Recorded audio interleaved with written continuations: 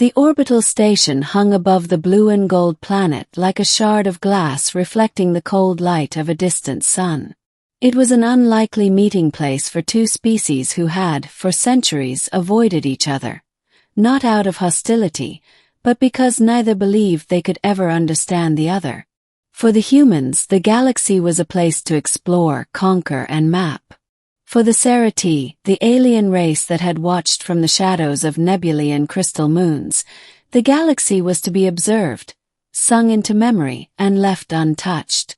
Their worlds were alive in ways humans could hardly imagine. Planets where forests sang, oceans dreamed, and the skies themselves whispered old tales. It was on this fragile station that Commander Elias Reese, an Earth-born xenolinguist, was told he would finally meet one of the Cerati in person. Not through filtered transmissions. Not through holograms distorted by interstellar static. Face to face.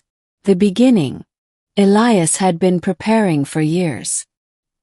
His quarters were filled with fragments of Cerati language patterns scrawled across holographic screens, glyphs that shimmered with meanings he could barely grasp, sounds that bent like refracted light.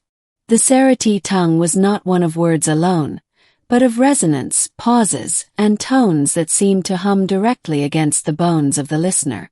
But all his studies hadn't prepared him for the moment she entered the chamber. The Cerati woman, if the word woman could even apply, stepped forward, her body a lattice of flesh and crystalline growths, bioluminescent veins glowing faintly beneath skin that shimmered like polished obsidian. Her movements were deliberate, fluid, almost ceremonial. Her eyes, two vast pools of liquid silver, caught the sterile lights of the chamber and refracted them into a spectrum that danced across the walls. She was taller than him by half a head, her presence both daunting and fragile, as though she was carved from some element that could shatter at a single wrong touch. Commander Elias Reese, the translator device at his wrist, muttered awkwardly, flattening the music of her tones into crude syllables. Her name, when spoken, was like the sound of ice fracturing across a frozen lake. Salith. For a long moment they only stared. She radiated caution, curiosity, and something else, an emotion Elias could not name. The diplomatic observers behind the glass wall whispered into their comms, tracking every detail. This was history unfolding. But Elias tuned them out. He spoke carefully, using the fragments of her language he had learned. Grateful for your presence, Salith. Her luminous eyes widened slightly. She had not expected him to attempt her tongue. You attempt resonance, the translator said after interpreting her reply. Few humans try. He smiled faintly. I've been waiting to meet you my entire life. The middle. Over the following weeks, their encounters became daily. At first, each meeting was filled with the clumsy interjections of translators, silences heavy with misunderstanding, and moments when one would tilt their head in puzzlement at the other's words. But slowly something shifted. Elias began to hear the music in her speech, the delicate shifts in pitch that carried layers of meaning. Salith began to understand that human words were clumsy bricks, but within them were emotions as vast as the nebulae she'd sung to on her journeys. He learned that the Cerati did not speak of time as humans did. They had no past, present, or future. Their language wrapped around events as cycles, ripples overlapping in endless resonance.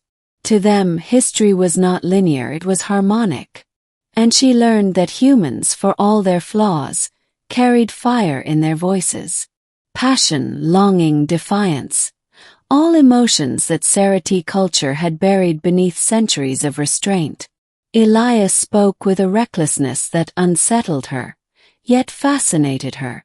One evening, after hours of exchanges, Elias asked the question burning inside him. Why did your people finally agree to meet us face to face? You've hidden for so long.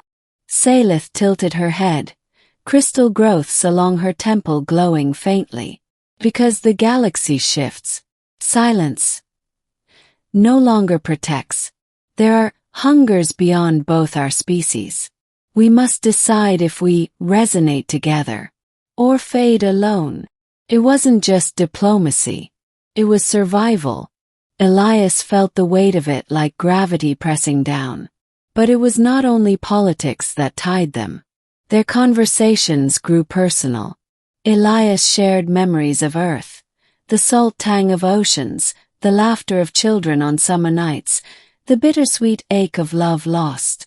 Salith, in turn, shared her people's dream songs, places where stars themselves were considered alive, where every birth was celebrated with a choir of resonances that echoed across light years. Yet, for all their closeness, there was a distance. The Serati viewed physical touch as deeply sacred. To lay a hand upon another was to bind resonances, a connection few ever shared outside their kin. Still, Elias could not deny the growing ache in his chest every time her silver eyes met his. The turning point. Then came the day of the attack. The orbital station shuddered violently, alarms blaring. Sirens cut through the corridors as red lights flooded every chamber. Elias barely had time to grab Salith's arm, though he knew it was forbidden, before the ceiling trembled above them. She froze at his touch, her body rigid, but did not pull away. A hostile fleet had emerged from the shadow of the planet. Pirates, scavengers, or perhaps something darker. Their weapons tore into the station, and chaos erupted as diplomats and soldiers scrambled. Elias pulled Salith down narrow corridors, smoke filling the air, the sound of tearing metal echoing like thunder. Her breath came in strange, melodic gasps, as though she were trying to calm herself with fragments of her people's songs. They reached an observation deck that had been half shattered by enemy fire. The void yawned beyond the fractured glass shield. Elias slammed his hand against a control panel, sealing emergency barriers. "We can't stay here," he said, coughing through the acrid smoke. Her voice was low, trembling. "You touched me. Why?" Even in the chaos, she asked. He swallowed, heart pounding. The truth pressed against his throat. He had studied her people as subjects, seen her as an emissary, admired her as a marvel. But somewhere between words and silences, she had become more. "I couldn't lose you," he whispered. Her silver eyes widened, her crystalline veins glowing brighter, flickering as if unstable. And then, without meaning to, the words slipped out, fragile and raw. "You're beautiful." For the first time since he had met her, Salith froze completely. Not in fear, not in anger, but in shock so profound it was as if her body had forgotten how to move. Among the Serati, beauty was not spoken. Their culture revered harmony, resonance, survival, but not aesthetics. To call someone beautiful was to single them out, to mark them with a uniqueness that disrupted the collective harmony.